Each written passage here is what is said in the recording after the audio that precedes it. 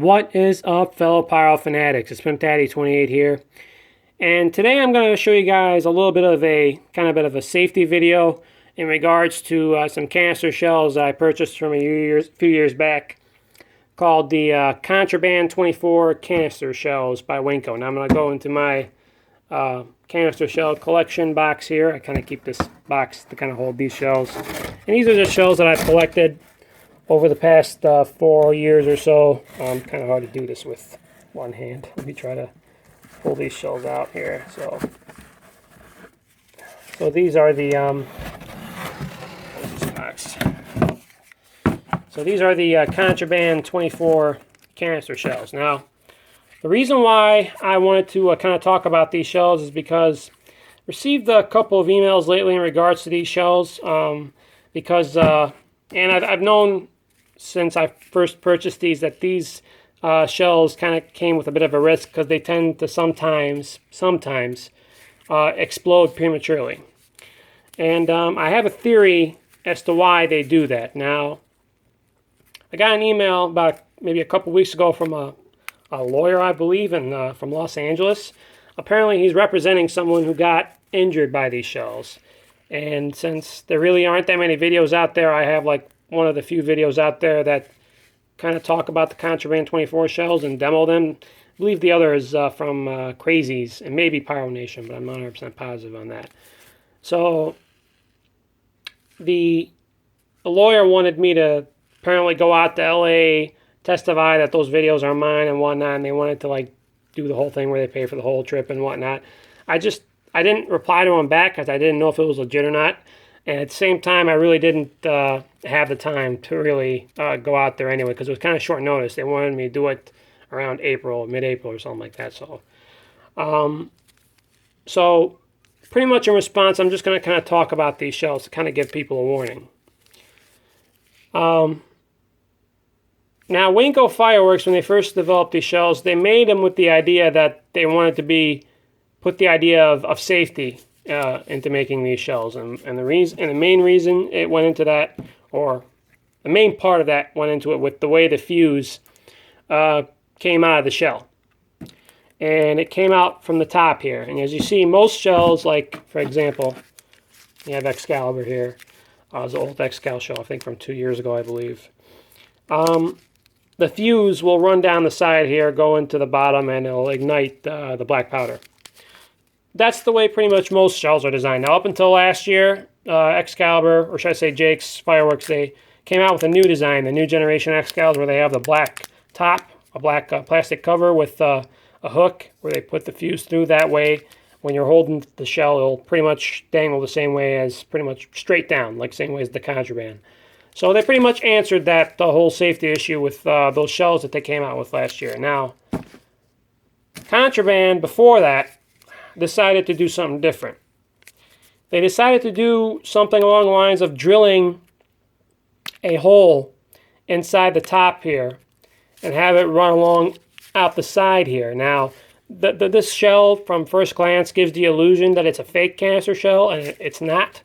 The thing is like I said, they put the fuse through pretty much the clay plug up here. They drilled a hole, and then they drilled another hole.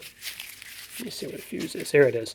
They drilled another hole here through the side from the middle. They bring the fuse down here. They bring it onto the side here, and they drill it through here, and they bring it along down, and it pretty much ignites the same way as any other 60-gram canister shell. Now, the risk with this, and I'm 90% positive that this is the reason why they explode, is that sometimes, at least when they're designing these shells, you'll have someone drill the hole up here, and maybe the clay plug will crack, and it'll crack pretty much all the way to the bottom, where it will pretty much, the stars will be exposed to the fuse as it's being lit, as it's going through the middle of the shell, therefore prematurely igniting the entire shell.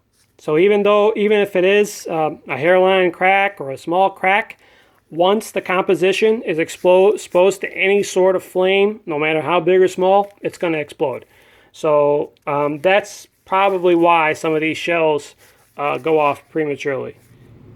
Now, the original recall of these shells back in June of 2014 by the Consumer Product and Safety Commission stated that the tubes for these shells were actually too narrow.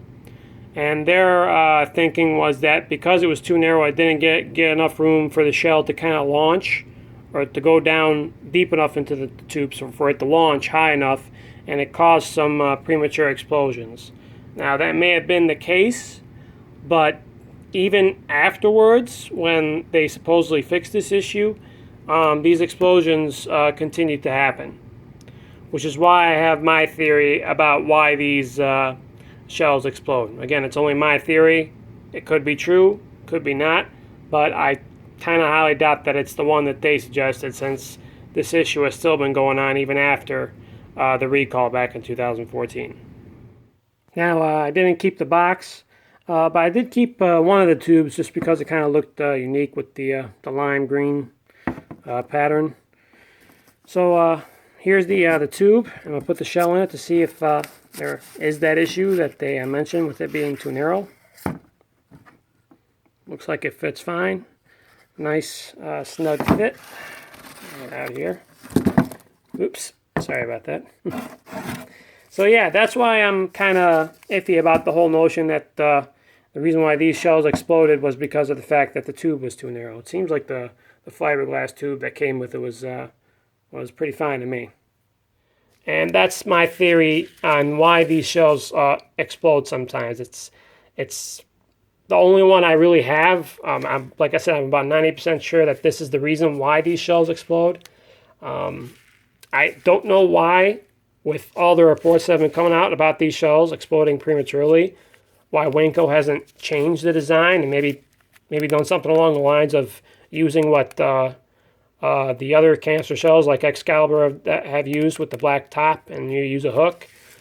I haven't seen the most recent version of these shells. I'm pretty sure they still use the same design, even though they recalled them a few years ago.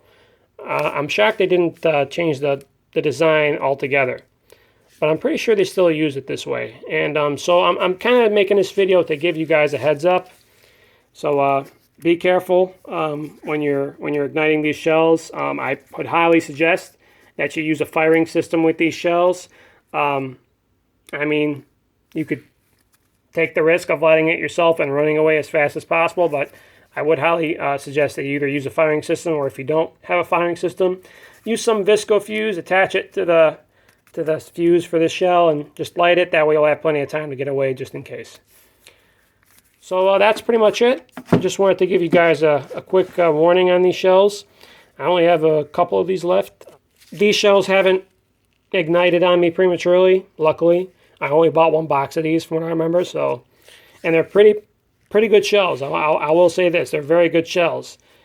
Just the issue is that they were designed, with the idea of being safe, but they ended up even being worse off. And I know Winco, their hearts were in the right place in trying to do it this way. It's just, it really didn't work out. So yeah, that's pretty much it. Hope you guys enjoyed this video. Be safe, and I'll see you guys next time.